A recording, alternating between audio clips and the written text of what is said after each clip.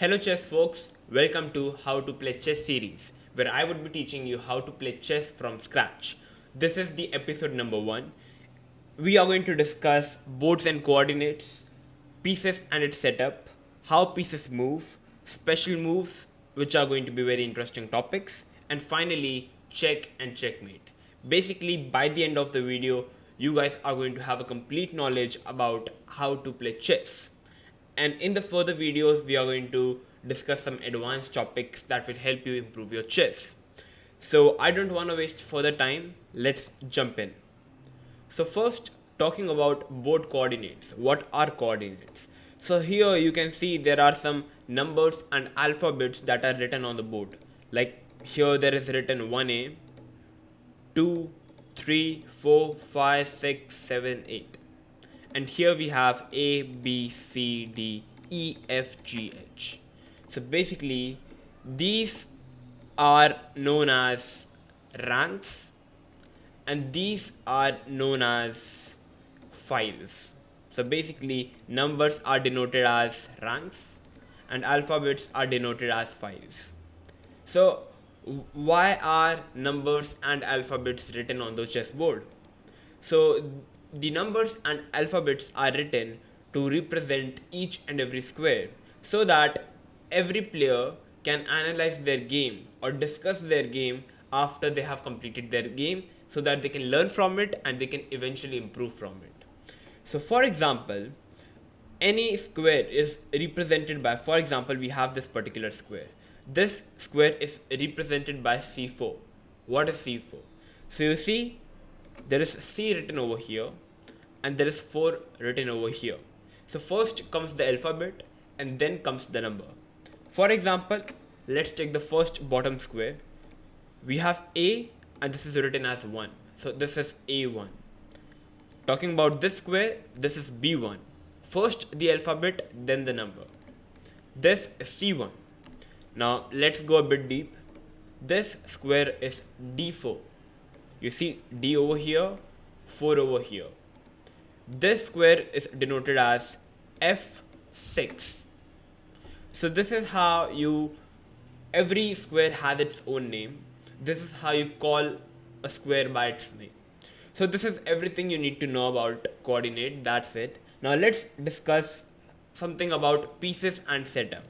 So finally, talking about some pieces, starting from the lowest piece, which is known as a pawn. P-A-W-N, pawn. So pawn is the weakest piece, but it can eventually become the strongest piece eventually. Pawn is of 1 point. Okay, point systems are there to represent each and every piece that can help any chess player to identify the value and the strength of each particular piece. So the pawn is considered of 1 point. Okay. Now talking about the bishop, this piece is known as bishop. Okay, so bishop is consists of 3 points. Okay, now let's talk about knight. So this piece is known as knight. It also consists of 3 points, same as the bishop. Now let's talk about rook. This piece is known as rook, which consists of 5 points, much stronger than the knight and the bishop. Now talking about this piece, I'm pretty sure many of the viewers watching it first time already know which piece is this. This piece is known as the queen, and this is the second strongest piece, or many people can call it the strongest piece in the game of chess, which consists of 9 points. And finally, here comes the one and only, known as king. And the special thing about king here is, like, in the real life, king is the strongest, but in the game of chess, the king is kind of the weakest because it has very limited powers. We are going to eventually talk about it. So I have already told you about all the pieces and its points system. Now we are going to understand how to set up a chessboard from where you can start playing chess. So first of all, the pawns go on the second rank. Okay, the rooks go on the last, like the bottom squares. Then comes the knight. Then comes the bishop. And for the queen and the king, you can call it as like the queen likes to go on her own color. So for example, if you're having a white queen, the queen would like to go on the white square, and the remaining square is belongs to the king. And there is a very important thing that you need to notice before setting up a chessboard. The bottom right square should be of light square. The bottom right square should be of light square. Always remember, the bottom right square cannot be the dark square, or else you are setting up a wrong chessboard. That is why the bottom right square should be always of white square. Okay, and now as you know, chess is of two players game. Black does the same. The pawns go on the 7th rank. Okay, for black it's the 7th rank. For whites it is the 2nd rank to arrange the pawns. Then we have rooks in the corner, knights beside the rook, then comes the bishop, then comes the queen. The queen always likes to go on her own color. And now finally we have the remaining square that belongs to the king. And you can see how beautiful this is, and this is the origin of chessboard, and from here every chess game begins. And now we are now going to discuss how chess pieces move. So let's begin. So first, talking about how does a pawn move in chess. How does a pawn move in chess? So pawn moves just one square forward. That's how the pawn move in chess. Like the pawn likes to move one square forward, and the pawn likes to capture one step diagonally. The pawn would like to go one square forward at a time and likes to capture one square diagonally. That's it. But whenever the pawn is at the starting rank, as you know, the pawns belongs to the 2nd rank if you are playing with white, then you are having a choice. You can either push your pawn one step, or you can either push your pawn 2 steps. This is a special thing about the pawns. Okay, it's your choice. But once you have moved your pawn, then you can never push your pawn 2 steps forward. You're only having the option of pushing the pawn 2 steps forward whenever the pawns are at their starting position. You see, that's how you move the pawn. And now the funniest thing, or I would say the most powerful thing about here is, like if you are playing with white and your pawn reaches to the 7th rank, you will notice that after reaching to the 8th rank, the pawn is having nowhere to go. So what happens here is, you push the pawn, and then you are having 4 options. You can either make this pawn a knight, a bishop, a rook, or a queen. You are having 4 options to promote your pawn into any of these pieces. You see, it's how magical it is. And generally everyone likes to promote it to a queen. Why? Because it is the strongest piece in the game of chess. It consists of 9 points, rook consists of 5, bishop consists of 3, and the knight also consists of 3. So that is pretty obvious that any player would like to promote the pawn into a queen. So what you do here is, you push the pawn and you remove the pawn and you make a queen. That's how, if the pawn reaches to the last rank, it becomes a queen. So this is how a pawn moves in chess. Now let's talk about how a bishop moves in chess. So coming to the bishop, so for example, if you are having a light square bishop, you see the bishop is on the white square, or you can see the light square. So the bishop likes to go on diagonal, like the bishop moves diagonal in chess. It doesn't matter how many square it is. It can go 1 square, it can go 2 square, it can go 3 square, any square the bishop wants. But if the bishop is of light square, it can never enter on a dark square. That's pretty obvious, because it can only go on the light square. You see, that's how the bishop moves. So now let's talk about how does a rook move in chess. So rook moves up, down, left, right. That's how the rook moves in chess. You can move the rook 1 step, 2 step, 3 step, 4 step, any amount of square you want to move. You see the starting position of rook is on the h1. You can play the rook over here, here, here. You can take the rook anywhere you want. There are no limitations, but the rook moves up, down, left, right. That's how the rook moves. Now talking about how does the queen move in chess. So basically, a queen is a combination of a bishop and a rook. The queen is a combination of a bishop and a rook. You see, the queen can move diagonally and also up, down, left, right. That's how the queen moves. Any square queen wants 1, 2, 3, 4, 5, 6, any amount of numbers, it doesn't matter. So that's how the queen moves. That is why the queen is having 9 points. And now talking about the king. So in real life, the king is the strongest, but in the game of chess, it is the weakest, as I said. Why? Because actually, the funniest thing here is the king can go anywhere, but only one square. Up, down, left, right, diagonal. Like the same as the bishop and the rook, but the only difference is only one square. The king is only limited to move only one square, not even two. That's how you can move the king in chess. Okay, so now coming to the trickiest piece, but I'm going to explain it to you pretty simply. The knight. How does a knight move in chess? So if I want to explain you how does a knight move in chess, many people call it the knight moves in an L shape. What?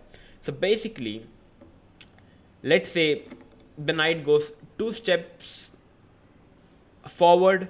You can say 2 steps up, 2 steps down, 2 steps left, or 2 steps right. Okay, and then just make a turn. Just make a turn. Maybe over here, maybe over here, maybe over here, maybe over here, here, here, here, here. These are the places where the knight can go. You see, this looks like an L. This looks like an L. So this is how people, like many chess players, say that the knight moves in an L shape. But yeah, you see, the knight goes 2 steps forward and then it makes a turn. It makes a turn. So that's how the knight moves in chess. Okay, you see, let me denote all the squares so that you guys can understand it pretty easily. You see, the knight is going 2 steps up, then it is making a turn. Right, left, it's all your choice. It's all your choice. So that's how knight moves in chess. And an interesting thing here is the knight can jump over the pieces. For example, here is the standard position.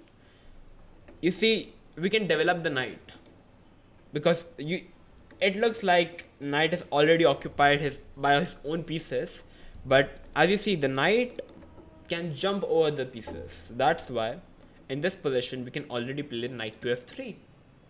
You see, and yeah, I simply forgot to how to write the notation if you play a piece. So for example, if I make a move with my pawn, okay, for example, I push my pawn 2 steps forward. Okay, so how to write it in the, like, how to say it? So basically, we do not denote the alphabet of we do not denote the first letter of the piece in terms of pawn. For example, or else you can say it, but generally it is e4. Okay, for example, if I push my c pawn, we have c4. Okay, for example, if I move my knight, for example, if I play my knight over here, 2 steps up and we have a left. I denote it as, or you can say every chess player denote it as n f3. n f3. First comes the first letter of the piece, then the alphabet, then the number. That's it. You see, n, because knight we have NIGHT, but in chess we have KNIGHT, but not, let's go into that deep, but we have n f3. Okay, for example, let me play queen over here. So we have q, because the queen starts with q. So q e5. For example, if let me put the bishop over here, we have b4. Let me put my rook over here, r g4, because rook because r is the first alphabet in rook. That's how you write the notation in chess. That's how every chess player writes the notation in chess. So now you know how does pieces move in chess, and yeah, now you all know how does pieces move in chess. Now let's discuss something about special moves in chess. So now discussing what are special moves in chess. So basically we are going to discuss two special moves in the game of chess that happens. First here is we are going to discuss castling. What is castle? So basically a castle happens between a king and a rook.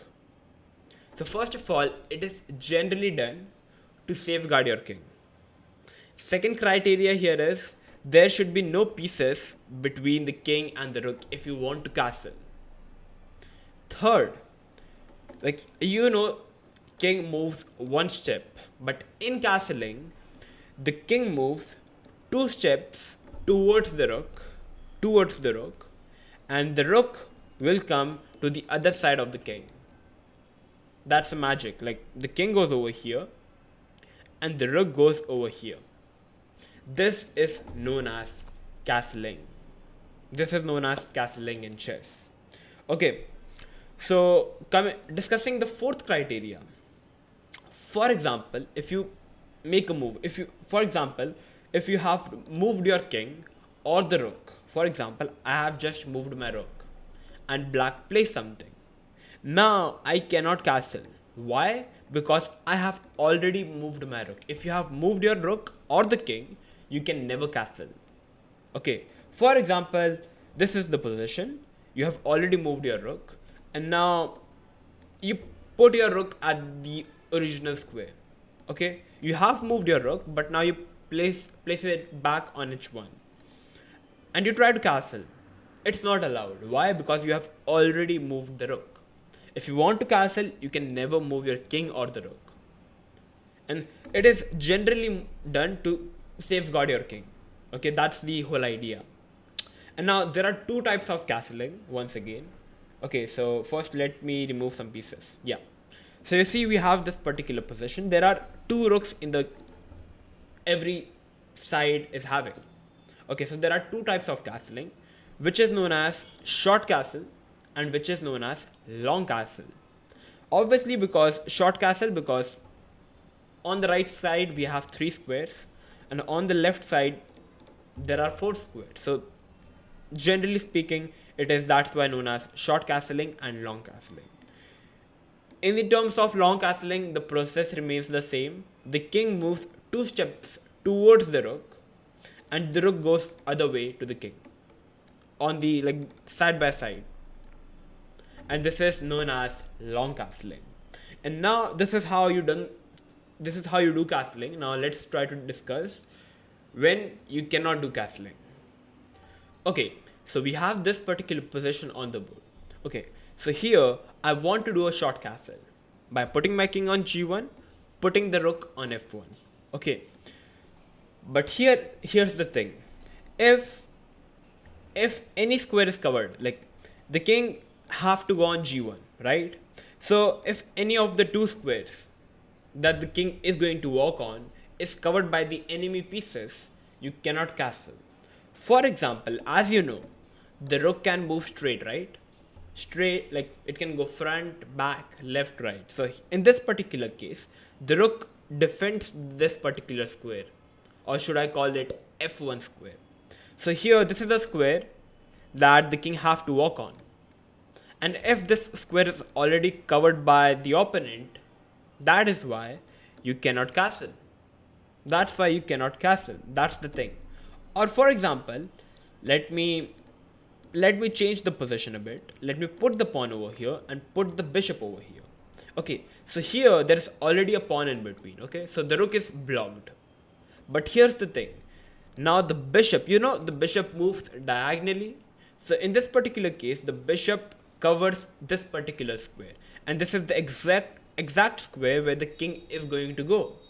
So once again, this particular square is covered up, or I should say g1 square is covered up, and the opponent, and we cannot castle. That's the idea. And now once again, let me change the position a bit. Okay, and now we have this particular position. Okay, so what's happening? You will see the rook is blocked because of its own pawn, and now the bishop is attacking the rook. But now the difference here is the king is going to go on g1. The king have to walk on g1. Okay, it is going to walk on f1, g1, and eventually come on g1. So the bishop is covering the h1 square. So it doesn't really matter if the bishop is covering the h1 square, because the f1 and the g1 square are not occupied by the enemy. So in this particular case, we can castle. We just need to take cover of all the squares where the king is going to go. Okay, so in this particular case, we can castle by putting our king on g1, putting the rook on f1, and that's how we castle in chess. Okay, so that's how you do the castling, and this was the first special move. So now let's discuss the second special move, and this is, believe me, this is actually a special move. Okay, so now discussing the second special move, or you can say the last, which is known as en passant. You heard me right, en passant. What is it? So basically, what happens in en passant? For example, let me make a move. White pushes the pawn, black plays a move, and we push a pawn. Okay, so we have this particular position. Okay, and now, as I said, whenever the pawns are at the starting position, you are having a choice. You can either push your pawn one step, or you can either move your pawn 2 steps forward as a one square, like as a one move, in a single move. So for example, you know that if black pushes the pawn one step, now white can go for capturing the material, because the pawn captures one step diagonally. That's how we capture in chess, with the pawn. Okay, but now in this particular position, if black pushes the pawn 2 steps forward, you see, 2 steps forward in a single move, and the pawn is side by side, the black pawn is by the side of the white pawn, and black has pushed this pawn in only one move, then we actually count it as a single move. We think that it is a single move, and we are having the option to capture this pawn by the way we usually capture the pawn, like one step diagonally. Okay, we just need to put a pawn on f6 and remove the pawn. That's it. We need to put a pawn on f6 and remove this pawn. This is known as en passant, and believe me, this is the only craziest move, and that's it. This is the end of it. Okay, so yeah, so what is happening? Let me explain it to you once again. We think that we are going to take this particular move as black has pushed the pawn in 1 step, 2 steps forward. Okay, and the pawn is side by side. Then basically white can think that black just pushed this pawn 1 step and can capture it. Usually white does. For example, if the pawn would have been on over here, black pushed the pawn, then we capture 1 step diagonally, right? And this is the same position we are getting if the pawn is over here. Okay, we capture it 1 step diagonally and we remove it. We have the same position. Okay, but now the second important thing that you must remember here is, for example, black pushed the pawn. You are having the option to take it. You are having the option, but you are not liable to take. If you want to play something else, you can play it. For example, white does not want to take, and we develop our knight. Okay, 2 steps forward and 1 step to the right. And now black plays something else. And now we think, okay, I think we should capture the pawn. But now we cannot capture the pawn. Why? Because you can only capture the pawn the moment black pushed the pawn 2 steps forward. You can only capture the pawn when the opponent pushed the pawn 2 steps forward. Okay. And now let me tell you one more thing. For example, if black plays this 2 steps, pushing the pawn 2 steps forward. You see now the pawns are no longer side by side. So now a pawn on e5 cannot capture this pawn, because the pawns are not side by side. Okay, so yeah, that's how. This is exactly what I mean by en passant. So for example, in this particular position, for example, black pushes the pawn 1 step, we play something else, and black pushes the pawn. You see now black has pushed the pawn one by one step at a time. So now you cannot go for capturing the pawn, because black has pushed the pawn one step at a time. You can only capture it if black has pushed the pawn 2 steps forward in a single move, and you can capture it immediately if you want to, by the usual capture you always do, capturing 1 step diagonally and removing the material. That's it. That's how you play chess. That's exactly the meaning of en passant, the special move. Okay, so now you know what are the special moves in chess, the castling and en passant. Now finally we are going to discuss check and checkmate. Okay, so now discussing what is a check. So we have this particular position, and black just played the move queen to e7.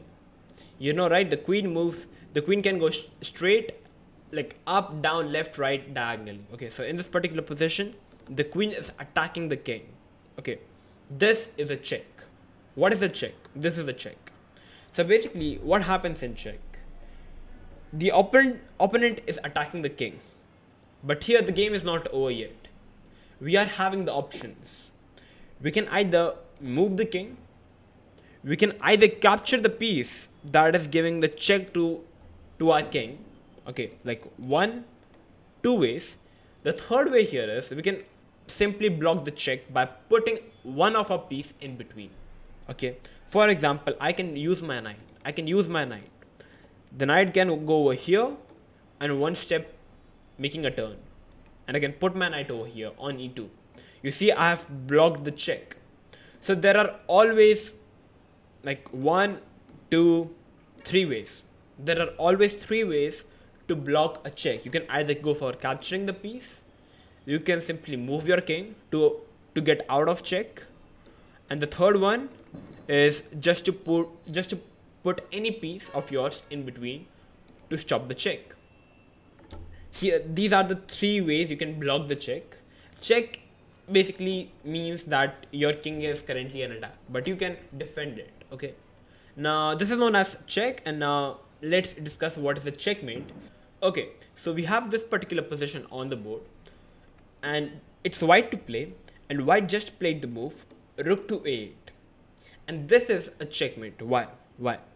So you see, we are attacking the black king. And now let's use the same thing we can do in order to stop the check. Can we move the king to get out of check? So first of all, the rook is also covering this rook is covering the 7th rank. Okay, because you see there is written 7 number over here, and this rook is currently attacking the king and covering all these particular squares that are required. Okay, so here the king is not really having any possible square to run away, because as you know, the king can only move 1 square, up, down, left, right, diagonally, it doesn't matter.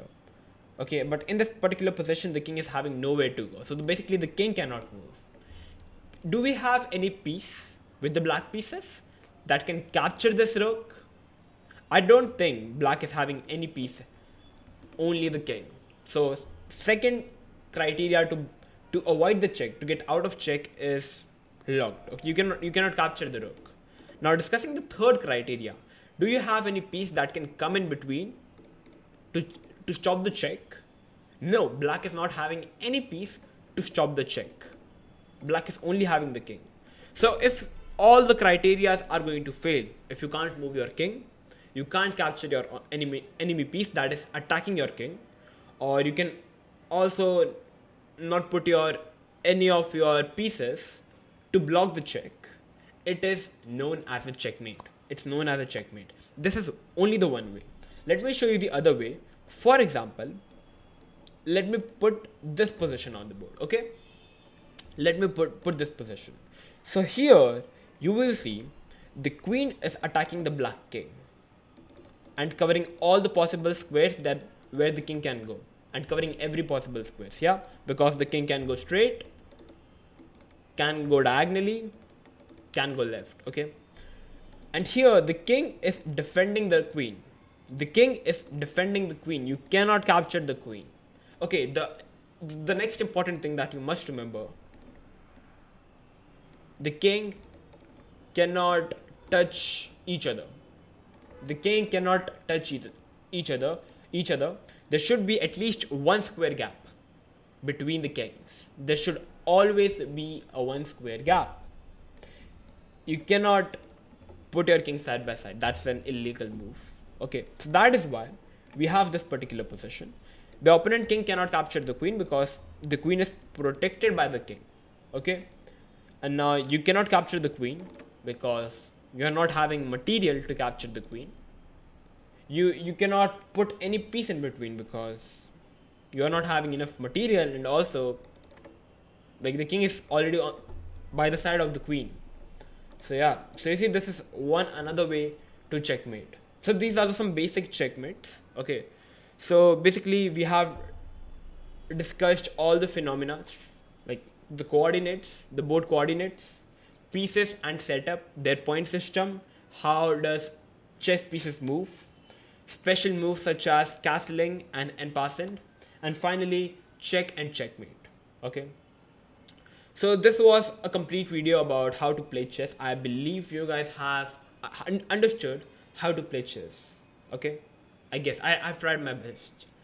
So in the next videos we are going to discuss like how to think in chess and how to play chess by using your brain. Okay, so it's going to be fun. So I hope that this video was helpful. If it was, make sure to subscribe the channel if you are new to our channel. I hope that I have helped you to increase your chess knowledge. So yeah, make sure to like the video if you have enjoyed it. I'm going to come up with these more interesting episodes like this of how to play chess from scratch. So yeah, till then, stay tuned and keep watching One Shot Chess. Bye bye.